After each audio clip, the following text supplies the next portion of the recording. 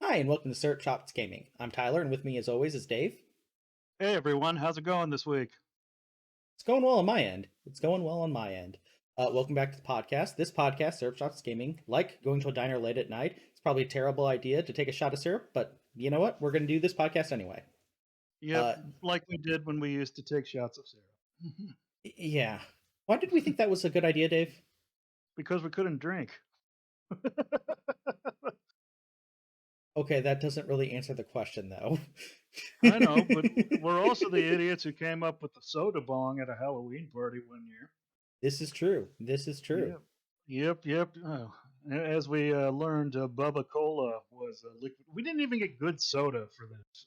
We got dollar store swill. So we had Bubba Cola, Which is also equivalent known to as liquid glass. liquid glass. Yes. Not even just like molten liquid glass, just like glass shards that have been liquid.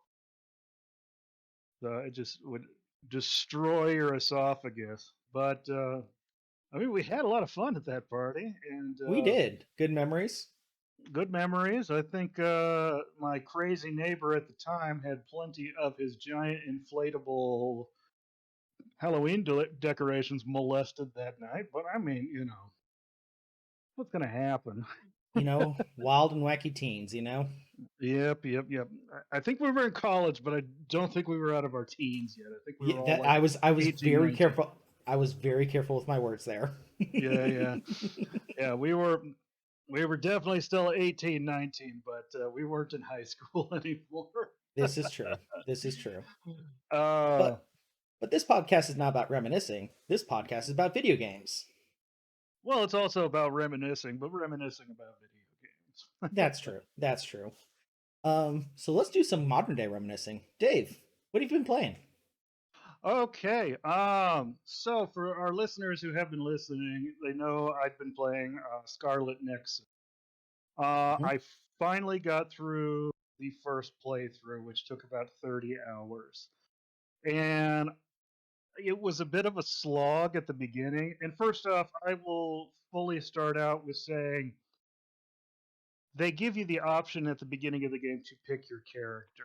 But what they don't tell you is that really, plot wise, you should go with the character Yuito, who's kind of the suggested one, but it's not explicitly stated. It's just the one that auto defaults, you know.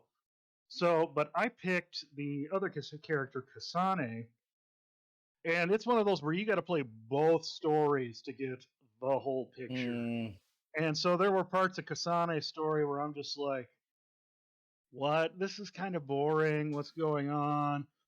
Had I played his story first, though, I probably wouldn't have had that problem. And also, Kasane is the harder character to play as. I will fully admit I picked her because, well, I like girls, and if you're going to be looking at a backside of a game character, it might as well be one you want to look at. Just saying. Um, which is why a but million people play Metal Gear Solid for that two watermelon dump truck butt. the behind the booty shooty, as girlfriend reviews likes to call it. Yes. Yep. Um, but she also fights very differently. Whereas Yuito is a sword user, and swords easy to understand. She uses throwing knives, which she telekinetically controls, and Hmm. so she's very much a ranged fighter. And so it got to a point, though, in the plot, though, after probably about the two-third mark, where suddenly it just like this game went from to this game has my attention now. And now playing through the other character story, what's nice is you can do a new game plus. And also they have given you some options with the new game plus. You can play new game plus, and it gives you every item that you had in your previous playthrough. So there is a kind of one of those systems in place to build your affinity with your party member characters by giving like gifts and doing like story based bond sessions, they call it. Well, to get gifts to give, you got to trade in basically like monster parts and stuff you find in the environment. But it gives you all that you had left over. So you can just instantly, it's just like, oh, gifts are available in the store. I want that one, that one, that one, that one, that one, that one. Where it was such a pain in the butt to do it in the first round through. You also have the option, and the game even asks, do you want to bring your character's level over from your previous playthrough? And it Mm. says, if you do this, you will completely unbalance the game, however. I'm to the point, though, where I just want to see the story. I'm just wanting to get through it. So I voted to do that. So I'm now 2/3 of the way through the game, and I've probably added maybe like 12 hours to my playthrough. So I'm going through it at breakneck speed, which I'm actually kind of enjoying. But now I'm really enjoying the story because it's just like, I know what that means. And there is, it was, but a lot of that stuff in the beginning that I was just kind of finding uninteresting, that is more the focus in his story. And so it's just kind of like, oh, the focus for this character really wasn't supposed to be that crap. You were supposed to know that from your first playthrough. So now, and it's cool because it's a whole lot of the time where in my first playthrough as her, I was just like, why are we paying attention to this? And then it's like, the story keeps going, this is the problem. No, this is the problem. Actually, this is the problem. And then it finally gets to like, oh crap, this is how it This. all connects. This is the problem. And that's what I really enjoyed. And going through and filling in the gaps has been a lot of fun too. So, and from also, if I had played that character first, Yuito, there is some. I don't want to spoil it too much, but superpowered shenanigans that would have probably come way out of left field had I played his stuff first. Whereas with hers, it's just like, oh, I didn't realize this was part of the story. Okay, because it happens in like chapter 4, Ah, okay. for her. Whereas when you're playing as him, she just talks about it in like chapter 9, and there's only 12 in the story in the game. So but I've really been enjoying that now. But I am getting ready to be done with that, though. Uh, my only concern is that part of it I do feel is padded to be a bit, some of those artificial game lengtheners. I feel it's been padded to be longer than it really should be. I would have been perfectly content had this game been 40 hours rather than I think the 50 it's probably going to turn out to be. I think it's about like maybe like 10 or 12 hours too long. That's my only complaint now. And I will also say that while you're leveling up, combat can be a pain in the butt at times. But when you're over leveled, oh, it's fine. Also, been playing Back for Blood with you and Phil. Back for Loving it. blood. Loving it. Oh, If listeners, if you were a fan of the Left 4 Dead series, you should really get on it. It pains me to hear. Now, this is on Steam only, however, but that on Steam, Left 4 Dead still has more players than Back 4 Blood on Steam. well, However, part of that's because they were selling Back for Blood or Left 4 Dead 2 for $1.99. oh well, yeah, that'll do it. But at the same time, though, uh, Steam doesn't track all of the console players for Back for Blood, and with all the cross-platforming, I can see there's probably a much larger player base. Well, And and quite honestly, I'm playing it on PC, but I'm not playing it on Steam, mhm, because it's part of Xbox Game Pass. So I'm playing yeah, it through. So you know, a large number of PC players are just doing Game Pass because why not? It's so much hmm cheaper. And quite honestly, this is one of those games where I'll probably buy the game at a discounted price now just to make sure it doesn't go away on me. exactly. I'm playing on the PS5. Uh, I have found one new annoying thing about the PS5. I had to buy the PlayStation 4 version because at the store I was at a GameStop. They didn't have any of the PS5 edition version in, so but it has a free upgrade to PS5. So I bought the PS4 version. Well, with a recent update to the PS5, what they have done is in situations like that, it will install both versions on your console. And I don't need an extra copy of Back for Blood filling up my hard drive. And Can't you I'm just delete finding the that, second one? yes, but it does that every time I insert that disc. I haven't found a way to shut Oh, it off. So I'm about ready to go buy the PS5 version and sell my PS4 version just because I find it that annoying. Because otherwise, every wow. time I have to delete it off the system. And it's just like, stop that. I have the PS5 version. And your I'm a, storage is already limited on the PS5.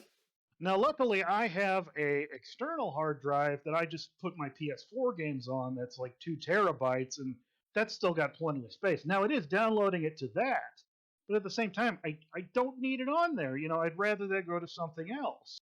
And I think it's like what, like 40 gigabytes worth of material, and it's just like Yeah. that's 40 gigabytes that could go to something else. So that's the only thing that's bugging me about Back for Blood, and that's on Sony. That's not on the Back for Blood developers. But as for the game, I am loving it.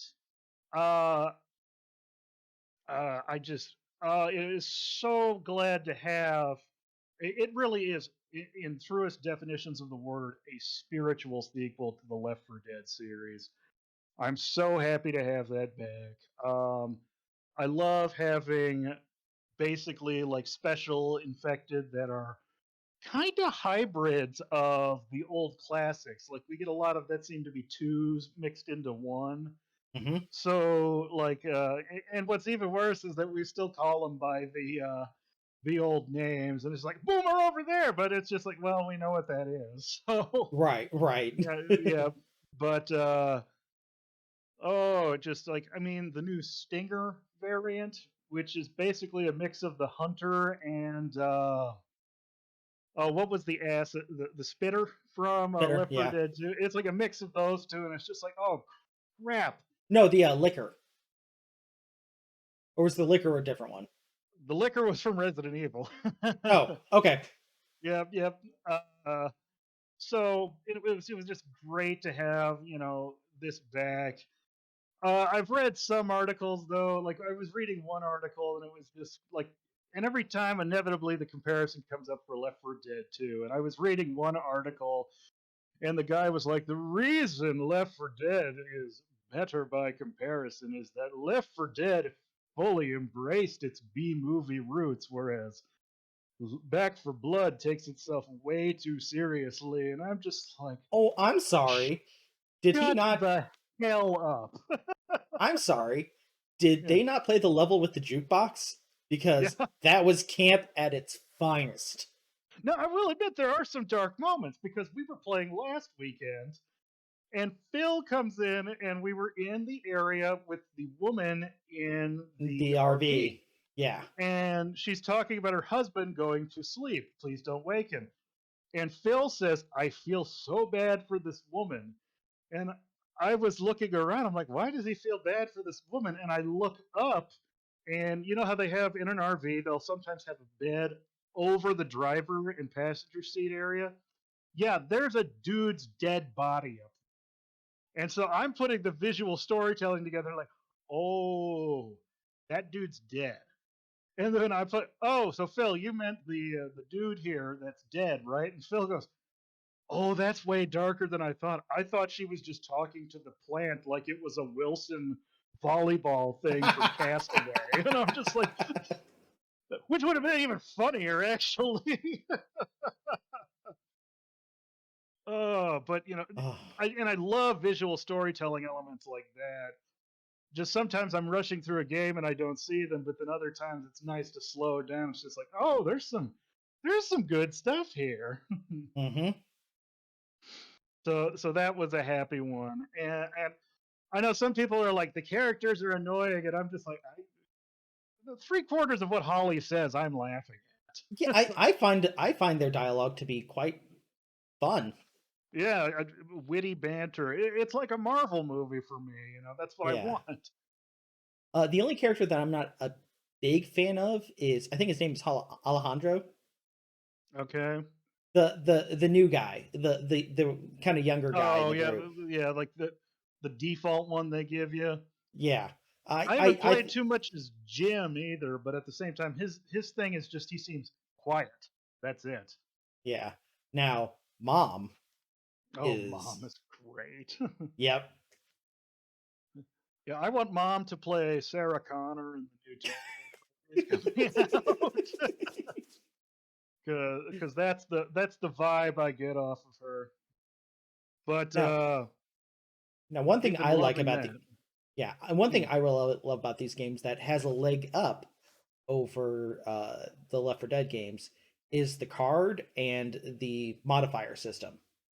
That is, I think you said it the best. Because I thought, when I first started, you and Phil had been playing it for probably about a week longer Hmm. than I had. And you were just like, oh, it feels like a natural progression system. And I started playing, and I just thought your cards, I thought they were going to be like Titanfall, where they were going to, after the round was over, they were going to go away.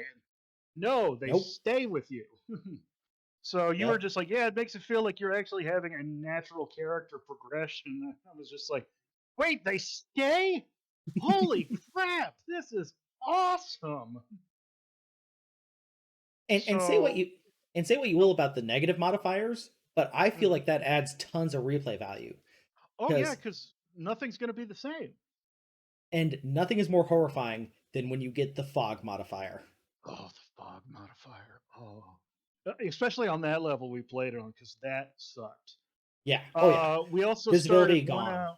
Yeah, and then there was one where like it was night and it was a power outage was the modifier, and that sucked too. Yeah. Yeah. And really, I can only think in Left 4 Dead, there was only, and it was only in the second one. There were a couple scripted levels where it was like that. Hmm. And if I recall, it was kind of like a swampy area. And as part of the missions, it was like level 2. You went through that level one direction. Then the storm hits, and then like the very next level, you've got to backtrack through it. But now it is raining, and there is zero visibility, and like there's a crap load of witches running around, and it's just like, oh, this would have been cool, if this like randomly happened as opposed to like a scripted event. So I'm excited to see what they come up with DLC. I'm fully on board. As soon as Speaking they of announce which, the first thing, I'm probably going to be like, season pass, click buy. I have the roadmap in front of me. Oh, nice. Let's hear it. So, coming November, we have a couple updates. Mainly their quality of life improvements and major bug fixes. December, and mind you, what I'm reading right now are all free updates. Oh, nice. Okay. December, we're getting all new features, including new supply lines. Supply lines Oh, are essentially what you do. You spend your resources on to get new cosmetics, new cards for your decks, etc. especially new cards so far. I've gotten Yeah. very few. I would like more cosmetics if I'm being honest, because I'm Written a glutton practice for that. area. Oh, nice. Yep. I can And a certainly holiday use. seasonal event. uh, Too bad they Now, couldn't start out with a Halloween themed event, but yeah, Dave, timing. you're gonna really like this one.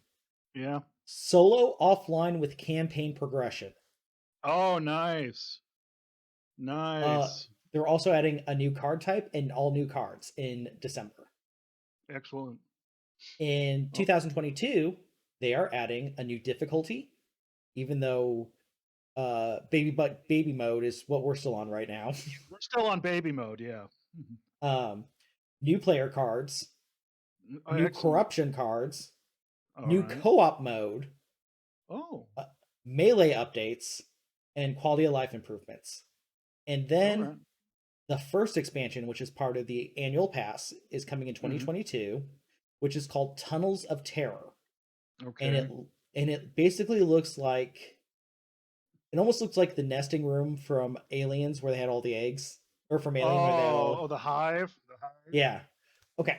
So in that we are getting new cleaners, which are the playable characters. Yep, I'm We're excited for getting that. we're getting new ridden, which are the new Excellent, zombies. A new excellent. activity type, new weapons, new cards, and exclusive skins. And then in 2022, we're also getting Expansion Pass 2 and Expansion Pass 3. Excellent. If that leads it to where it basically becomes an expansion pack, kind of like like an Iceborne to Monster Hunter World, that is well worth the price of admission, in my opinion. And that expansion pass is what only that 40 bucks. season pass is only what $40. Yeah. Yeah, that would be well worth the price of admission for me. Quite Yeah. honestly, if they had a solid stream of new content, Hmm. I'd be cool paying 60 bucks.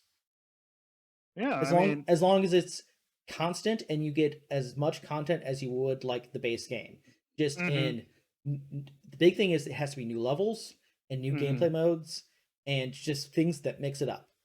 I like this model. hmm I think having it on Game Pass is a really smart idea. Yeah, Again, I know it you're really not big on was. game. I know you're Well, not big on you Game know Pass, me. I would prefer to actually own it. but But there's for the cost conscious gamer, this is keeping the number of players online up yeah. and incentivizing them to buy the expansion pass. Oh yeah. Oh yeah. I'm not So, discounting. It's just it's a personal preference. yeah, You're yeah, absolutely right when you say for the cost conscious gamer. Yeah. If you can't buy multiple games a month, like I can fortunately do now if hmm I was so inclined. But for the longest time I couldn't. But they didn't have anything really like this around 6 years ago when I was struggling. So, and so maybe something at that time probably would have been more up my alley. But times have changed. I'm doing much better now, so I don't really need that. But I can understand why someone would really that would be appealing to them. Yeah, now, excuse me. so so I've got a question for you, Dave. Yeah. So Back for Blood, uh, what would your thoughts be on if they had uh characters from other properties in it as playable uh cleaners? And if you were up to that, who would you want to see? Hmm. I'm not opposed, but at the same time, I really kind of like the world that they have built. And in some cases, I would rather them focus on making that as awesome as possible than bringing in some guest characters, which I sometimes feel is just kind of a cheap marketing tactic to make buck. Uh, that's kind of one of my frustrations with Mortal Kombat, which we've spoken about, is that Mhm. it's fun if it's just like one character, but the fact that we've gotten so many, especially in Mortal Kombat 11, and it's just kind of like, why in the hell is this character in here when you have such a cool back roster? Um, that's what makes me mad. Now, on other games though, where that is the point of the game, I don't care. Smash Brothers, you know, it's the Nintendo fighting it. Yeah, it's still very much Nintendo's thing, and Nintendo really only invites characters that they really kind of have a history with. Uh, there have been a couple exclusions for that, but then really it kind of got to the point with Ultimate that it seemed like they didn't want to do so much as do Nintendo games, the video game. They wanted to do video games, the video game, and so that's And why we got some kind of crazier picks. I felt. I don't think we're going to ever see that again, though. I think no, Ultimate's going to be quite. It is Ultimate. So would I be opposed as long as they don't oversaturate it? I would be fine. Like we could maybe what I would do though is I would keep it grounded in their lore. I wouldn't mind so much if it was just like oh, it is this world's version of said character. Like, clearly, I'm a Transformers fan, ladies and Hmm. gentlemen, if you can't see all behind me. And what they've constantly been doing is they keep reinventing the Generation One characters. But what they do is they will bring in characters that have since been developed, but bring them in and make the G1 version of that character. With the new toy series, I'm very excited. Actually, they are now making G1 versions of Bulkhead and Knockout from the Prime and animated series, but they kind of got the blocky G1 look. Nice. If they were to do like characters like that, but do like the Back for Blood version of that character, and it's just kind of, oh, it's, you know, you're playing as Killian Murphy from 28 Days Later in Back for Blood, but it's the Back for Blood version of him. Nod, wink. I'm fine with that because that would be kind of like I would love to see him do it with like some classic horror movies. Like if it might be kind of fun to have, maybe they pull in some of the characters from like Dawn of the Dead or Night of the Living Dead, and you get Barbara, from Hmm. Night of the Living Dead as a character, but it's the Barbara that exists in the Back for Blood universe. So, Okay. which would make it fit in. I would love to see Tony Todd from the Dawn of the Dead remake in Back for Blood. That would be fun. Um, but there's other games though that do this though, and it's just I don't want to oversaturate it, but at the same time, if they can do it correctly, I'm fine with it. Like if we got like one expansion, it's just like, okay, so you can have this special mission where you can play as Jill Valentine and you're being pursued by the Nemesis.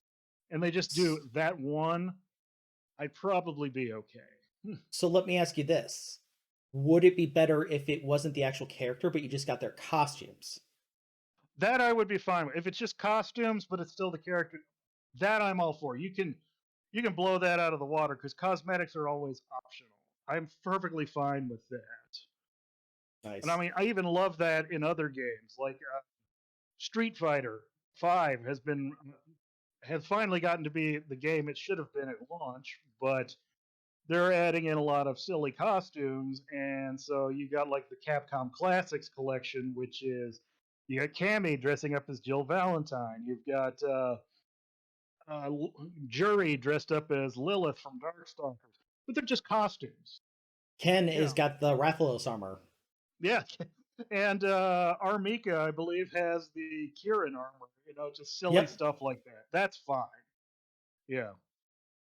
No, I wouldn't mind seeing that. That I would be okay. Yeah. One last thing before we get off Back for Blood here. I want to throw a pitch out here, Dave, because Okay. Well, here's the thing. Are we going to continue talking about Back for Blood because of oh yeah, the but stuff? Yeah. okay, before we get to the Winers, I'm gonna throw a pitch out here because Okay. I Okay. love I love Back for Blood. Yeah. But, it is a relatively legitimate criticism that, it's like Left 4 Dead. So, Hmm. how do you make a Left 4 Dead Black for Blood game that isn't about zombies? And I've been thinking about this, and here is what I Hmm. want, Dave. Okay. I want a 4-player survival game in a robot apocalypse, futuristic. So you want a Terminator game? I see. Yeah, yes, but it doesn't have to be Terminators. I would love it if it Mhm. was like drones and tanks and futuristic weapons, but still you're just on foot with what you can pick up. I want it to be where you play as a 5-year-old child fending off other 5-year-old children in the cooties apocalypse. And you were literally like fighting with Nerf guns and like baseball bats and stuff. And it's just, it's not like a zombie infection, it's cooties. I think they actually did a dumb movie about that. So But, I'm gonna say just something make it embarrassing. really silly. That's what I want. I'm gonna say something embarrassing here. It took me until my 30s, Dave, to Okay. realize what the circle circle dot dot now I've got my cootie shot is. Oh. If it makes you feel any better, I just realized what it is now.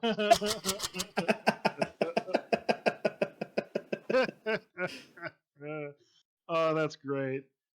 No, Yeah. that's what I want. Okay, we going on to the whiners? Let's talk about whiners. Uh, so apparently, with Back for Blood, as much as we love it, with anything that is awesome, there are going to be complainers. And I know this week they released one of the first patch fixes, updates to the game. And with that, uh, there's been some yays, there's been some nays. One of the things, though, that I didn't realize apparently, special infected were spawning at a rate that they were not supposed to be. Like, way much more than they were supposed to be. I didn't know. Never understood. That's just kind of been like, it's a zombie apocalypse and there's millions of them. Yeah, it's probably going to be like that.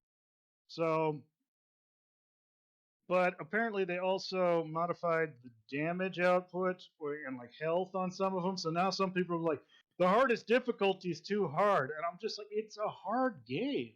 Uh, we're still on baby mode, and we're two times last weekend where it's just like, okay, I'm dead. I'm dead too. Dave, you still alive? Yep. Just run to the exit. How much you want to bet the people that are complaining that it's too hard are also the ones that say don't give an easy mode to the Dark Souls games? No, exactly. Yeah, and they're talking about we can't beat this on nightmare mode, so we're just going to give up for a month until they fix it. I'm just kind of like, uh, look, Dingaling, it's called nightmare mode for a reason, you know? Yeah, yeah, Mm-hmm. and honestly, it's balanced out. They do Mm-hmm. more damage, but they're not spawning as many of them, so you're not getting swarmed. Yeah, It, and I it's mean, it's called balancing the game, and yeah. sometimes they'll get the balance wrong, and you can say, So "Hey, this is upsetting a little bit, but don't blow it out of the water," because yeah, they listen and will patch it the right way. Talk to anyone about any fighting game, yeah, and and Turtle Rock has already addressed it. Just like, okay, we've heard you, you know. So they are aware of the situation, but at the same time, let me take a note from the book of Dark Souls players and just say it how it is sometimes. get Get good. good, scrub. Whenever I'm playing video games in front of my wife, if I lose a match or something, she's like, "Tyler, why don't you just get good?" And then I will I'm jokingly say, "Go get me a sandwich." you're gonna get your ass kicked. That's when she usually Oh, reminds me that I'm the cook between the two of us, and then I go make her a sandwich.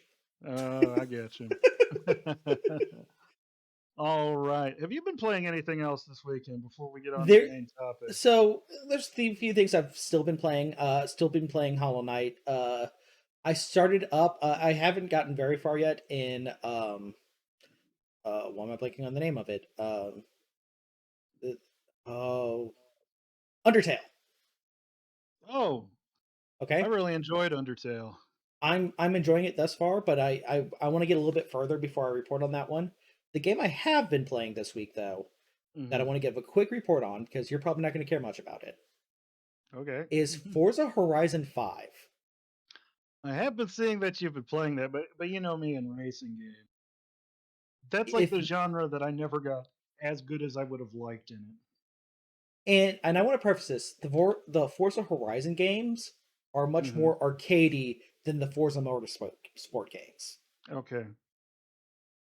It is a visual masterpiece.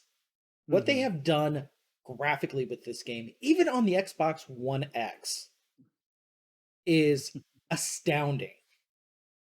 I get It, you. the skybox is gorgeous. The gameplay is top notch. It does not drop a frame on the One X. Now, on the One X, it plays at 30 frames per second.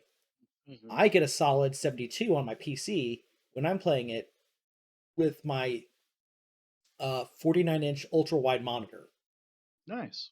Oh my god, Dave, it is the most gorgeous thing. I don't know how they did this warlockery, but I will say that Playground Games Hmm. I am very much more comfortable now with them doing Fable. Okay, very cool. Um, if you get a chance, just look at some gameplay of it and go ooh and ah. It's it's graphics porn. It's what it is. It's graphics porn. I got you. All right. Well, I am excited to hear what you think about Undertale. I will say though, that game is not long. That is like a 5-hour game. So, Okay, cool, cool. yep. I'm about an hour in, so Okay, yeah. um, before we go on to the main topic of the episode, there is one more controversy that I would like to talk about. Oh, And geez, what the Pokemon cards do now? so no, it's not about Pokemon cards, Oh, but it is jeez. about Pokemon. Ah, I guessed correctly. Actually, the Pokemon cards have treated me very well. I got my Charizard. Nice. Anyway, have you heard any of the kerfuffle about Diamond and Pearl? The Uh, remakes coming uh, out. I've been hearing some complaining that they're more remasters than actual remakes. That's what I've heard, but that's been it. For the most part, that's true. So let me kind of dive into it here because I think there's some really interesting things that I want your perspective on. Sure. And full warning here: this will contain spoilers about the game. Hmm. This will contain spoilers about things that are happening in the new game and the one that came out 20 years ago now, the original Yeah. Diamond and Pearl. So Is the DS came out that long ago? Oh, just about, yeah. I mean, oh, the DS came out when we were still in high school. I think it came out No, right no, no. as we Right, graduated. right as we graduated. You're right. You're right. But you were showing me the news articles in like our junior year. I do remember that. So 15 years ago, Dave. Yep. No, great. Okay. So the game is 8 GB in size. Okay. Hmm. The cartridge has 4 GB on it. Okay. There's a day one patch that finishes the game. So if you were to get the game and not connect to the internet, you would Hmm. have a worse soundtrack. You would not have any of the post game stuff. Oh. You Hmm. wouldn't even have an intro screen. It would just go straight to the game. Okay. Odd. Yeah, it feels like it's coming in very hot, but for the for Hmm. people like yourself who want to be collectors, if the apocalypse happened and you can't access the internet anymore, and you just had Hmm. the cartridge, you have an inferior version of the game. Well, hope I would have hoped Nintendo would have invested in maybe cartridges with a larger capacity size, No, no, but no, no, no, no, no. The cartridge can hold more. yeah, It just doesn't have it on there. It just does not have the rest of the game on there.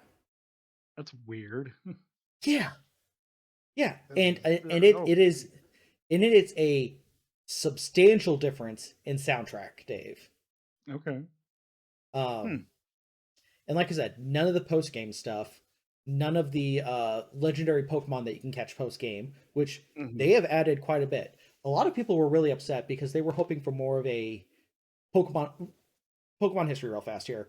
There was Diamond and Pearl, and then there was Platinum, which was essentially the special edition version that added a lot more stuff, including a battle frontier with a lot of post game battle type stuff. Okay, Okay. Okay. um, there was none of that in this game, and in fact, even the teams that you could get were Hmm. remakes from Diamond and Pearl, where Platinum was the much more difficult one. Mm. Okay. Okay, so people were really upset because the game didn't have any of it. The patch has come out now, even though the game hasn't come out yet officially. Yeah. That patch is a godsend in terms of adding content Okay. because it gives rematches for all the gym leaders, Hmm. two rematches for all of the Elite Four, one making it their platinum teams, which I'm very happy about, and one making them freaking god level. Cynthia, the champion, Yeah. level 82 to 88 for all of her party members, max EVs, max IVs, held items. It's going to be a gauntlet. Nice. Yep. Well. They have add they have added all of the legendaries up through Hmm. Diamond and Pearl, including catchable in game Mew and Jirachi. Hmm. I did hear about that.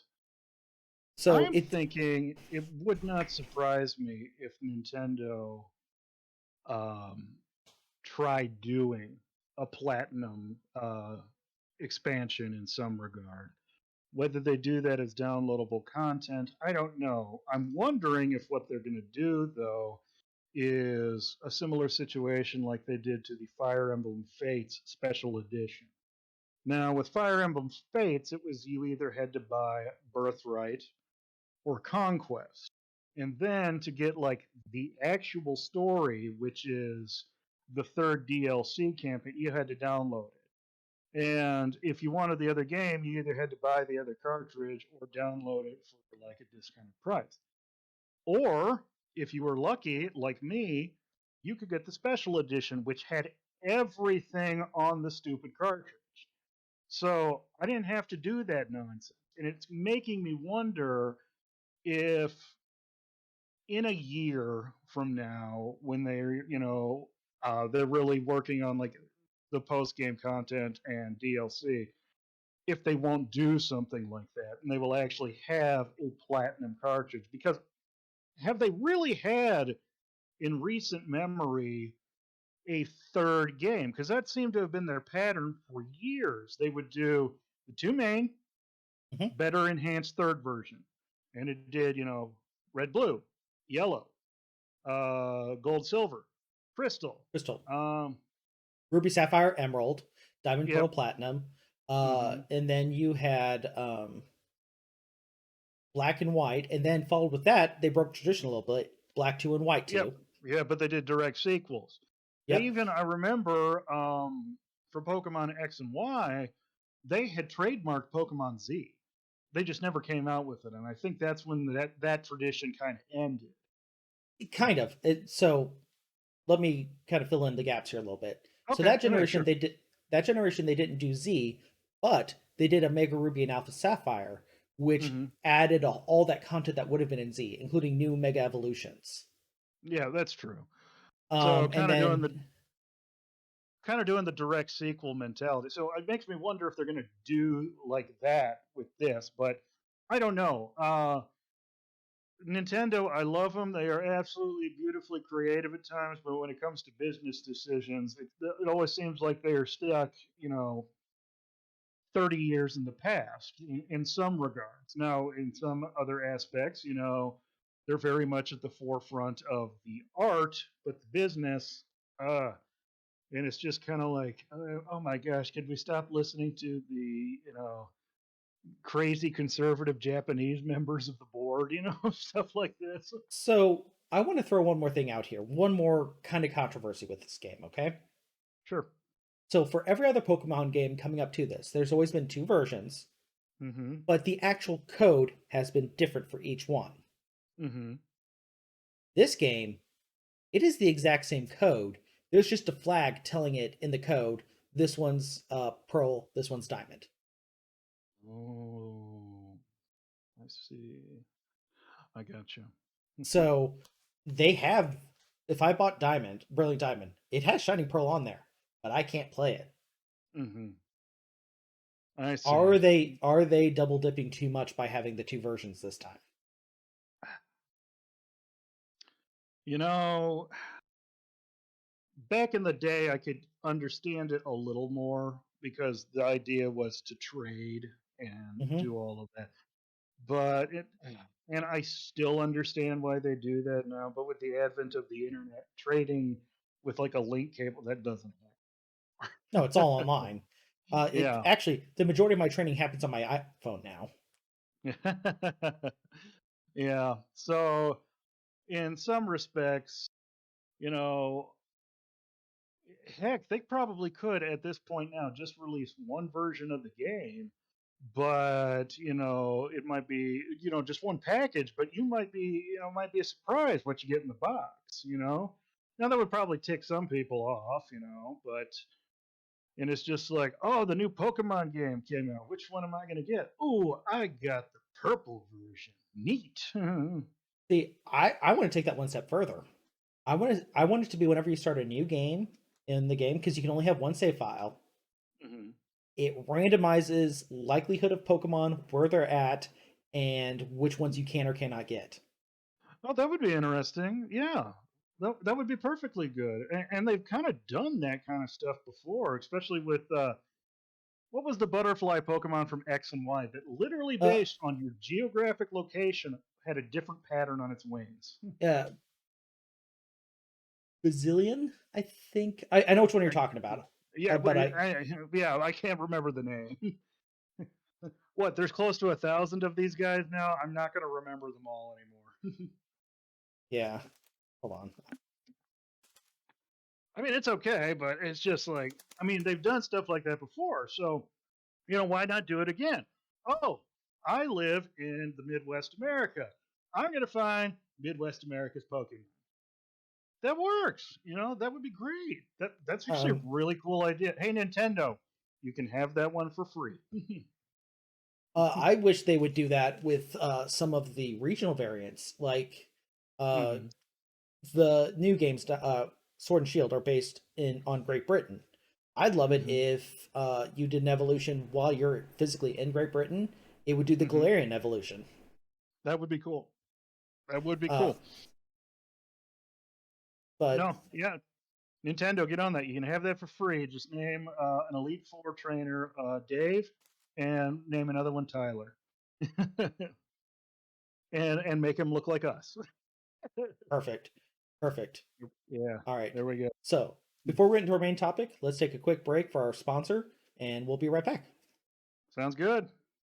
This episode is brought to you by Syrup Shots Gaming Podcast. Like going to a diner late at night, taking a shot of syrup. It's probably a bad idea, but we're going to do it anyway. If you like this content, please leave a like, comment, subscribe. You know that usual general stuff that people ask you to do. What's that? You want to leave us a review? Fantastic. You can leave a 5-star review, wink wink, at Apple Podcasts, Stitcher, wherever you get this great content. Thank you for choosing to listen to us, and we look forward to bringing you more dumb content in the future. Main topic this week: Yes. urban legends and video games. Urban legends and video game. A tale as old as time. You'd be on the playground, and someone would be like, "Psst, did you know about this in the video yes. games?" Now, video game urban legends aren't as prevalent as they used to be because with the advent of the internet, the truth or more lies, is just a Google search away. It's true. But I remember the playground days of yore, trying to talk through some of this stuff. And I remember also video game magazines either adding to the problem or not so much. And so we're going to talk about some of those that we remember from our childhood, and just some of the stupid stuff we tried to do, and or thought was real is just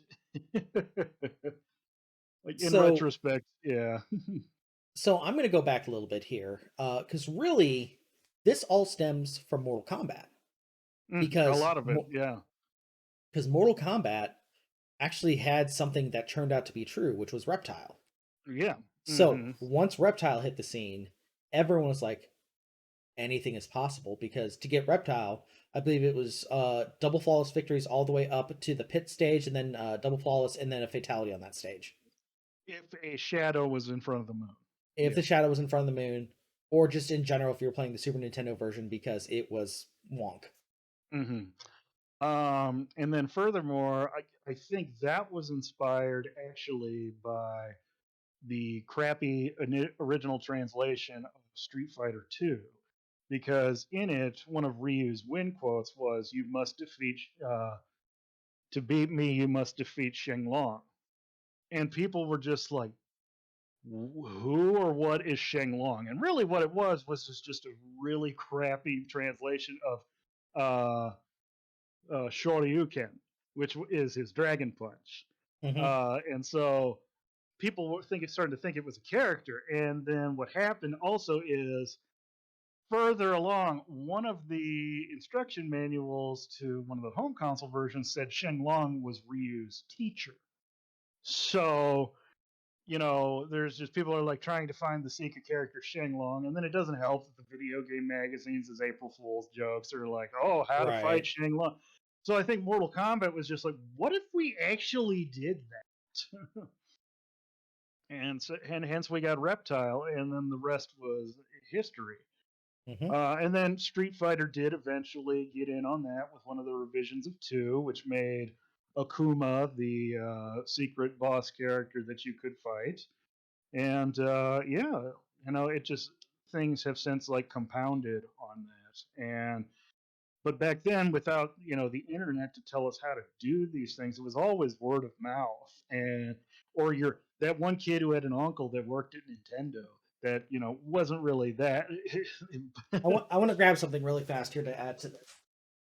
Okay, but just some of the stuff we had. So we're going to talk about a couple of the many different myths of gaming. But okay, So, what's your show and tell? so this Show. is my old school Ultimate Mortal Kombat 3 strategy guide. Okay, Yep. Uh huh. and now this was the cheaper version. It did not have as much stuff, Oh, I remember I had that one too. but someone at school did and gave me the codes for the 3 hidden menu. Cool stuff Yep. with a K, cooler stuff with a K, and Scott stuff. Okay. And that would Oh, unlock it would unlock Shao Kahn, it would unlock Motaro's playable characters, uh nice. one button fatalities.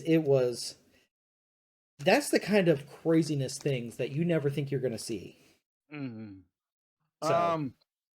So I know you wanted to kind of start off with one that I really hadn't heard this myth so much. So you go ahead with that. so the myth is around Super Mario Brothers 2. And I'm talking about the US one, not the Dark The Souls real of Mario one. games. Yeah, yeah. Lost levels. Right, exactly. Uh, the myth I had been told, because that was a Mario game, but you couldn't get Fire Mario, hmm was you could get Fire Mario, Fire Luigi, Fire Toad, and Fire Peach by taking one of those potions into a level with a Birdo and dropping it at the top of the mountain, and there would be one up there. Huh. But I you never had to heard that one. Mhm. and you had to do it without taking any damage, and you like had to sneak in from the back because there was a way to the top of that from the back. Hmm. Um, All right. but there was no way to get a potion up there, to get a door. And I Uh, tried for oh so long, longer than I'd like to admit, mhm. because I Uh, thought that would have been the coolest thing ever. yeah, that would have been cool because you're absolutely right. The power ups, there really hardly were any in Mario 2. Well, US Mario 2, because of the the throwing system. The pick up and throw, the turnip or the bomb, whatever. Hmm. Yeah, they really only had the super mushroom and the Starman. Yep. So that was it for power ups, and then but also each character had their own individual abilities. Yeah. Um, the video game myth that I constantly remember. Now there were some that I fell for, but the one that I remember distinctly trying, they relate to Pokemon because when the first 2 games came out, rumors were abound, and I remember Mm. distinctly 2 that I tried to get to do, and so lots of our older listeners will probably know this, but for some reason, in isn't it right next to the SS Anne? Is that where it's Yes, next to? but you can only get to it if Mm-hmm. you get a Pokemon that knows Surf. Yeah. Surf, For. and Mm-hmm. because if you go through the SSN and get cut, you can't go back there again. Yeah. So you have to get a So. Pokemon that knows cut from a trade, go through the Mhm. game to get Surf, and then come back. Yes. So, but what it is there is for some reason an asset, a graphic asset on off to the left of the SSN. There's like a little landmass, and if you have a Pokemon that knows Surf, you can get to it. And for some reason, there is a truck there, and Only vehicle in the game. only vehicle in the game. Exactly, unless you count the bicycle, but. But for some reason, it's there. And the myth was back in the day that if you had a Pokemon that knew its strength, right, that pushes stuff, Hmm. you could push it out of the way, and there would be a Pokeball under there that would have Mew in it. And I tried, I went around every angle of this stupid truck using strength to push it out of the way. It wasn't budging. And so, eventually it just gets to the point that you realize this is crap. It's interesting that it's there because, why is it? But that was the biggest myth. And I think they revisited that in Fire Red and Leaf Green years later, and I think they put a potion that you could find next to it if you actually were able to. I might be I think so. misremembering that, but I think so. They also had it in Let's Go Pikachu and Eevee, but again, nothing there. okay. Now the one that I distinctly remember though, and again, curse you, Electronic Gaming Monthly, because they were one of the worst offenders when it came to magazines perpetuating the rumors because oftentimes they would make up their own BS to put in the magazine. And it was always their April Fool's joke. It was always in their April edition. Now, that didn't necessarily mean, though, that the magazine came on April 1st. So, and April Fool's Day is a holiday I don't think about hardly at all. So, I remember distinctly seventh grade year, they came out with an issue, and the cheat code in it, the featured one, was that if you had a Dragonite, and I believe it was a Firestone. If you went all the way in the end to the cave uh, where you can catch Mewtwo, and you got back on his platform, you could use a Firestone on Dragonite and evolve him into Yoshi. Didn't you have to be a From level 100 too? Yeah, it had to be something crazy like that, but you could evolve him into Yoshi, and they had pictures and everything in the magazine, and the sprite artwork. It looked like because the sprite artwork in the original Pokemon was a bit. This doesn't look like the illustration, so you see Yoshi, and it's like that doesn't look. Yeah, it's Yoshi, but that doesn't look like the illustration. So I'm like, oh, it must be real. No, and it wasn't until the next month's issue. It was like, did you like our April Fool's Day joke? I was like, no, it made me feel like the biggest idiot. And I fell for the practical joke for April Fool's. It seemed like a lot. And I remember one of the others, a couple years before that, their big thing was that you could unlock Akuma in in Resident Evil 2. All right, as the fifth hidden character, and it was like some crazy unlock requirement. Like you literally had to beat the game using the knife. And and like no deaths or what like that. But then it would show like a cutscene, and Akuma bursts out of one of like the incubation tubes for one of the tyrant creatures, and you could use his fireball and stuff. And again, they had screenshots that looked really real, and it's just. And so, and I didn't have Resident Evil at the time, but I would talk to people, and it's just like, "Hey, I got this magazine. Yeah, it says you can unlock Akuma in Resident Evil 2." Going to find out that's just absolute garbage. Another one of their lovely pranks. And just stuff like that. It's just like you're not helping gaming; you're making it worse. Right. So, one Pokemon rumor that I remember, uh, which was kind of perpetrated in the games themselves, was that you can get moves on Pokemon that they couldn't learn, Mm-hmm. or that they could evolve earlier than they should be able to. Mm-hmm. And that came from Lance's Dragonite. Okay. So Lance's Dragonite in Red and Blue knew the move Barrier. Mm-hmm. Dragonites don't learn Barrier. Okay. And he also had a Dragonite that was like level 50 something, where it doesn't evolve into Dragonite until 65. So it had done two things impossibly. I So got you. there was rumors all over the place like, yeah, man, you gotta level up while you're in the cave where Mewtwo was, or yeah, man, you've got to beat 70 Mewtwo's in online battle, or not online, but late in cable Yeah. battles. Just uh, crazy things like that. and then there was the dumb stuff that people, honest to God, believe. And because we were the perfect age demographic for it, some people I know did buy it hook, line, and sinker. But the ever infamous nude code for Tomb Raider, which Or supposedly the existed. Yep. or the nudalities for uh Mortal Kombat. With Tomb Raider though, now that we can look back with retrospective, this was PS1 era. All Yeah. you all you would unlock would be pyramids. They would look like Yeah. pyramids. And what's even funnier is that in the second game, for for giggles, the developers, they didn't put in a nude code, but they put in a code with, after a specific set of movements, Lara would frickin' explode. She would jump up, all of her polygons would just blip, in a boom, and then they would scatter around all around, and as they hit the ground, they would explode. And it's just like a complete middle finger to the nude code. And it's just like, oh, you guys want nude codes? Here, restart your game, dum dum.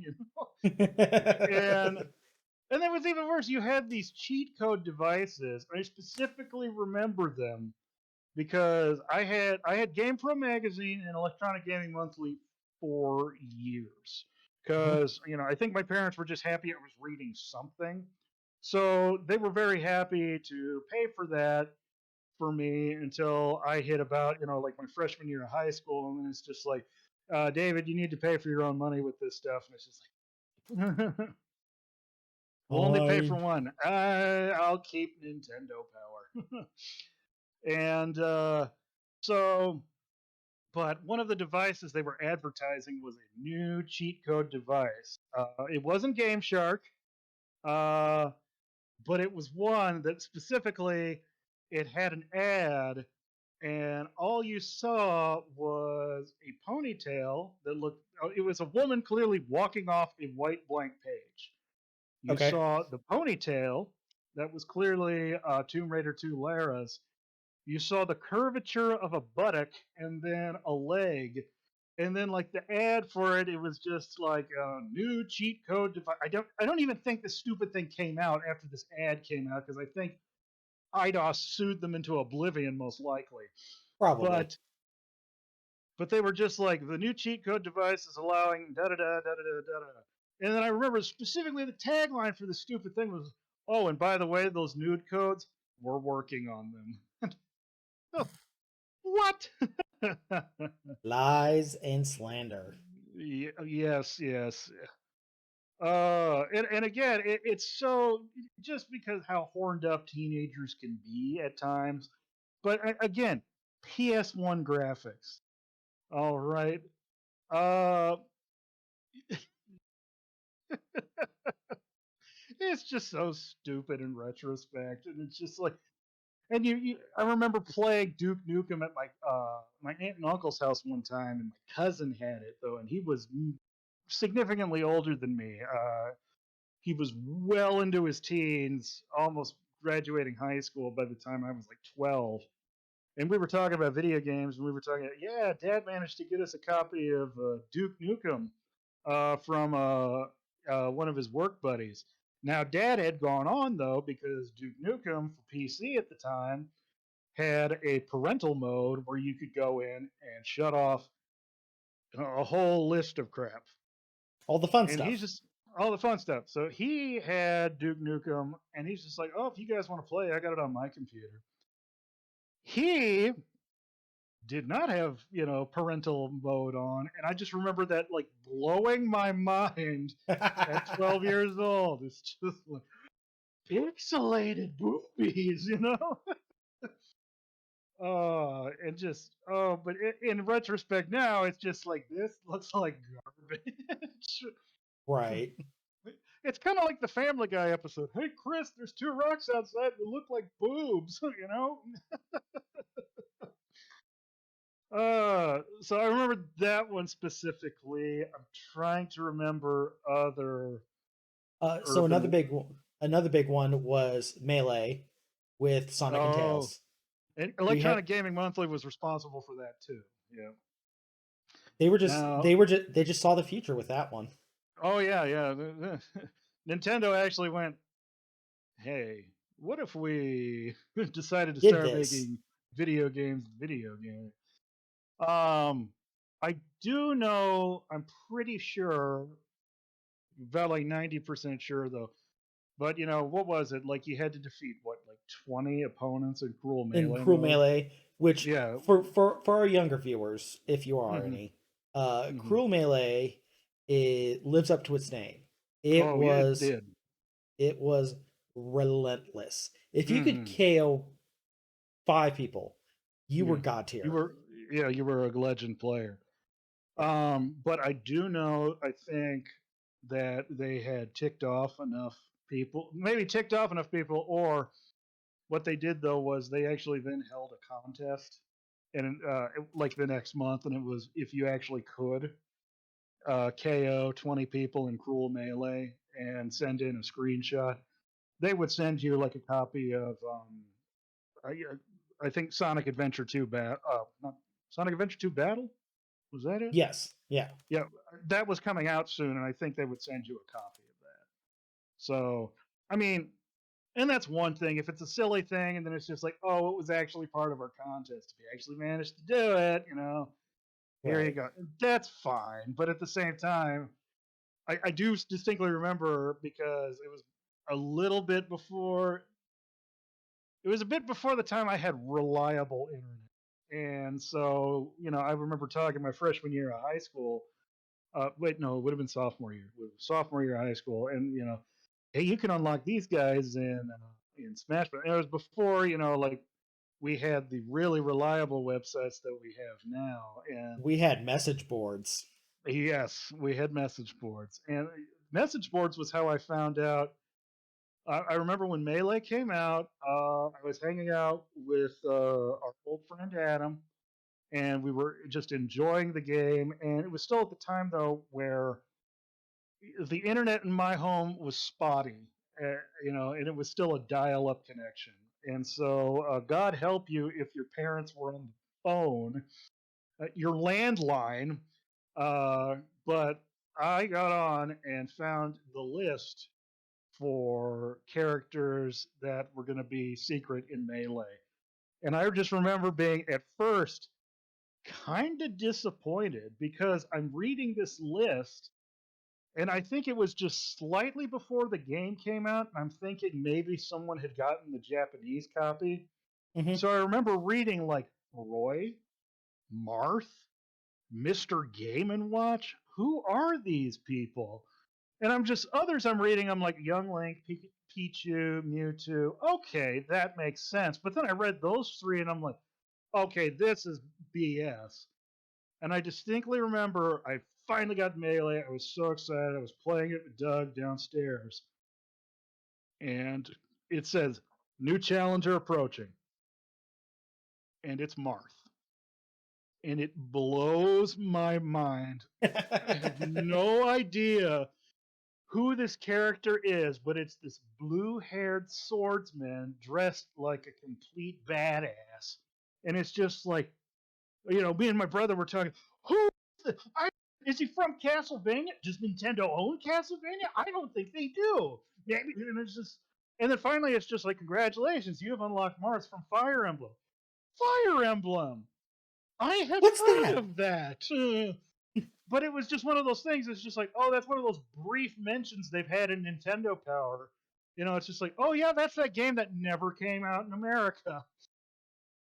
And then I'm just like, I remember immediately thinking, like maybe there's a secret character we can unlock by playing as this character.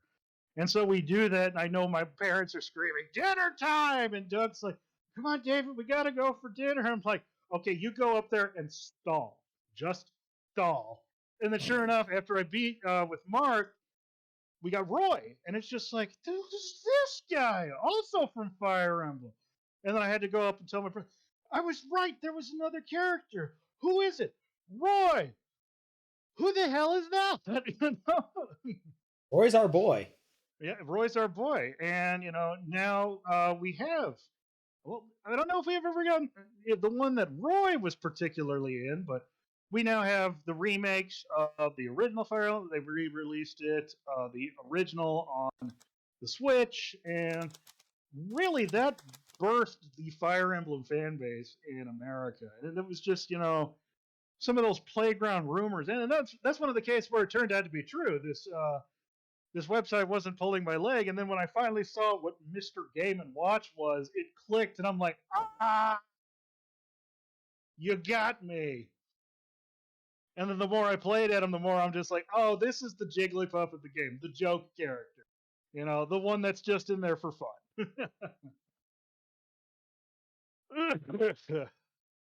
But that was so much fun, and I remember also for the arcade, we were talking about the nudalities.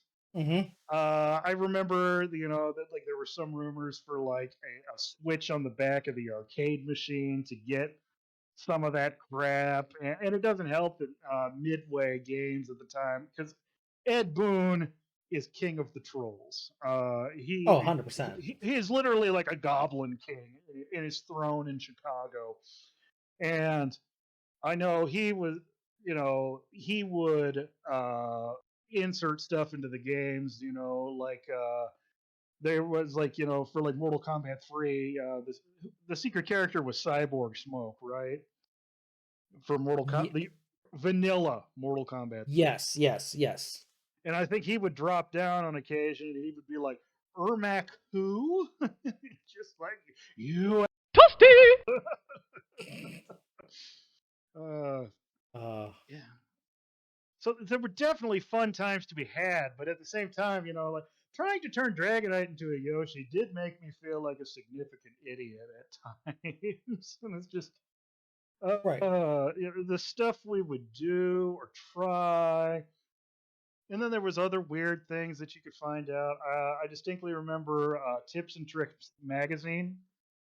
That one is not around anymore. Well, most gaming magazines aren't. But what's funny about Tips and Tricks, that was Larry Flint Publications game magazine.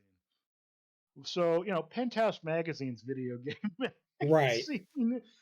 And, they would put in a lot of stuff like that too. But what was cool is that most of their stuff was pretty vetted. They knew what they were talking about. So one time they found out a way that in like Super Mario 64, if you took the game cartridge and tilted it ever so slightly that it was like half plugged in, half plugged out, Mario would literally like fall halfway through the floor and start sliding around and stuff. They even mentioned in the magazine, like, he looks like Robin Williams in the quicksand scene from Jumanji where the floor just sinks in, and it's just. And they had screenshots and stuff, and then they had a special edition where it's just like, oh, all of the naughty cheat codes, and then it was just like actual real stuff that had been hidden in games, by like the developers that was never supposed to be found. And so like there was one cheat code, and part of it was because also some of the stuff back in the day, they didn't want the developers to have their name in any like kind of credits, because they didn't want to. So oftentimes they might get around this by hiding their names as like stats and stuff, or as other characters listed on the side panels of the arcade machines. And I know one of them like got ticked off enough that he hid. It was, I forget what the game was, but it was just like after you played a level, there was kind of this GI Jane looking character, kind of buxom, kind of really cute looking, and just be like, "Good job." And if you had like a certain number of settings on the arcade toggles, her blouse would become progressively less and less and less until it was just, for all the world to see. And he had like forgotten about it until his children found it by Oh, accident. jeez. He's like, oh yeah, I forgot I did that. Oh, jeez. And it was just kind of like another big middle finger because they were so upset, like, Yeah, they wouldn't let us put a game creator screen or credit scene in the game. So yeah, I made it so the game could potentially get banned. Nice. uh, I do have one more urban legend that I want to talk about real fast. okay, And I think this one is a great one to kind of end it on here.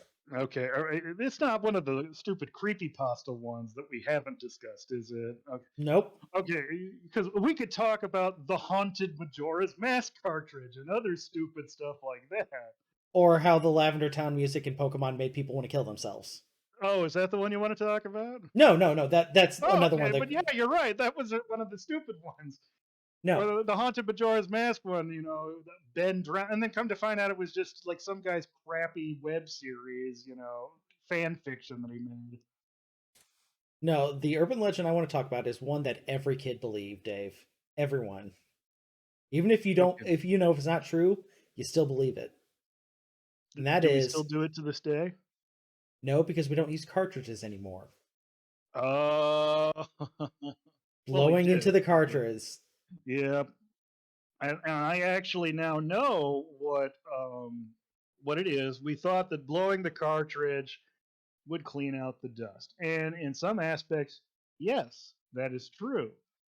But the But likelihood of the game card of dust actually causing an outage of your game minimal.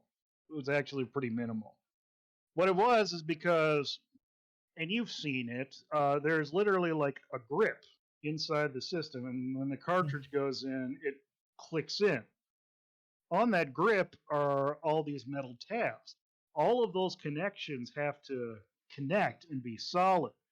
But the problem is when you've got kids just shoving the game in, those are going to get bent out of place. yep. So it wasn't so much cleaning it as it was the pulling it out and putting it back in rapidly that, oh, we touched all of them this time. Let's go. And that's one of the reasons why I'm also glad I have a top loader console because that made it better. Not perfect, but better. But better. Yeah. Um, and one of the other things was Nintendo also had that as part of their lockout technology chip. There was like a series of 4 of those pins on there that if they did not connect, they would think, "Oh, this is a pirated copy of the game." All right, and so, or something along those lines. And then the thing about the top loader was it got rid of those 4 pins, so it couldn't tell if a game was pirated or not, and stuff like that. And then more crazy stuff, but then like basically like another company posed as like a Nintendo licensee and got the copyright and patents to the lockout information so they could bypass it and make their own cartridges by posing as a Nintendo. It is crazy stuff. Just some of the crap they would pull back in the day. But yes, blowing in your Nintendo cartridge did not help. And in some cases, people have said that it actually could make it worse because the moisture from the spit in your breath could Corrosion. cause corrosion. Yep. Yep. Because let's be honest, kids, we were nasty. We were Yeah. Oh, just yeah. Mhm. the best way to describe a child, Dave, is one Mhm. word that makes everyone cringe: moist. Moist. Yep.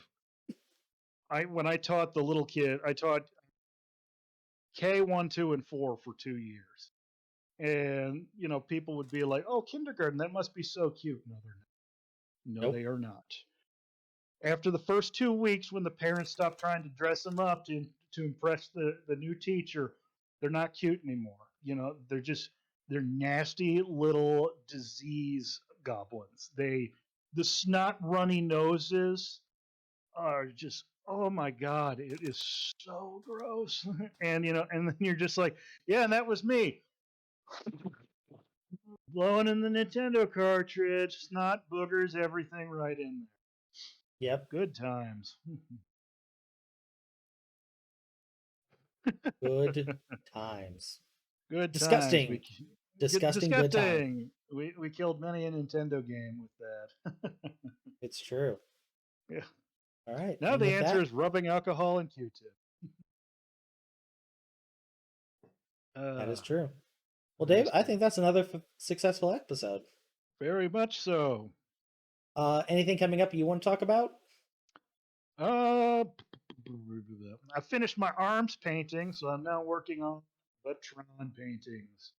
So paintings, it's going to be one, but I've done it in multiple pieces, and I've done it on several small canvases. So it kind of looks like a pixelation kind of thing. And I'm just going to hot glue them all onto one big canvas. And then after that, I have decided on my next painting. I originally had one idea. I have decided to put that one on the back burner for a while, but I have an art piece, and it's because I've seen this done online that I did in high school, actually. Okay. And you probably remember it. Do you remember when I drew all the Nintendo characters playing poker? Vaguely, yeah. Yeah. I'm going to redo that piece as a painting now, but now with all of the almost 20 years worth of art experience I have now on top of that, and Nice. redo it. And so that way I can be like, this is the 2003 version. This is the 2022 version. Because I'm probably not going to get to start it until probably January. Fair enough. Yep. Fair enough. And I can always post this on our Facebook page if you all want to come see us. Sounds good. One thing I am going to start next week is I'm going to start a Let's Play series. Uh, I'm going to be doing Brilliant Diamond and Shining Pearl with my first ever Nuzlocke challenge. Oh, I'm sorry, but good luck with that. Yep. The hardest part is, well, I don't think it's going to be too hard because the game does force an experience share to be turned on. Hmm. So every Pokemon will constantly be leveling up as I'm playing. But Okay. I am curious about what type of team I'll get, what names I'll have for them, what heartbreak Hmm. I'll have, and if I'm lucky, if I'm really lucky, I'll get our buddy Joel to watch as I'm playing and react to it. Oh, that'll be comedy gold. Oh, 100%. So Yep, Joel, yep. if you watch this, I'm calling you out. I need you on this. I and if you need to have a tall boy in hand, fine. Sounds good. All right, but until next time, everyone, game on. Game on, everybody. Game on. Game on.